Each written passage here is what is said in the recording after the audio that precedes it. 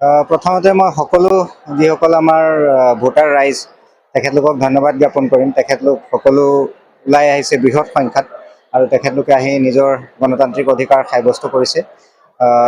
মই ভাবোঁ গণতন্ত্ৰৰ আৰু শক্তিশালী কৰিবলৈ যিমান বেছি আমাৰ ৰাইজ ওলাই আহে ভাল।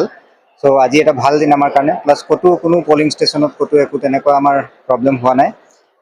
ধুনীয়াকৈ গোটেইখিনি হৈ গৈছে। চ' আমাৰ যিসকল পলিং পাৰ্টি গৈছিল তেখেতলোককো মই শুভেচ্ছা জ্ঞাপন কৰিছোঁ, ধন্যবাদ দিছোঁ।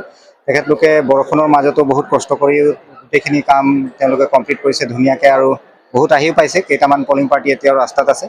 চ' আপোনালোকেও প্ৰত্যেকটা স্থানত গৈ আপোনালোকে কাভাৰ কৰিছে, ৰাইজক জনাইছে কি হৈ আছে, তাৰ কাৰণে আপোনালোককো ধন্যবাদ। আৰু গোটেই ইলেকশ্যন মেচিনাৰীত আমাৰ অলমষ্ট আমি পলিং পাৰ্টি বা পাৰ্চনেল যদি দেখা পাওঁ আমাৰ 8,000 9,000 ইনভল্ভ থাকে। কিন্তু গোটেই ছিকিউৰিটি আৰু পেৰাফেনেলিয়া যিমান থাকে প্লাছ আমাৰ চেল ডিউটি চব মিলাই মোটামুটি 25,000 প্লাছ মানুহ ইনভল্ভ থাকে গোটেই ডিষ্ট্ৰিক্টখনত, প্ৰত্যেকটা গাঁৱৰ BL-ৰ পৰা আৰম্ভ কৰি সকলোলৈকে। চ' প্ৰত্যেকজনক মই আপোনালোকৰ জৰিয়তে ধন্যবাদ জ্ঞাপন কৰিছোঁ যে ধুনীয়াকৈ ডিব্ৰুগড় জিলাত হৈ গ'ল, একো অসুবিধা নহওক।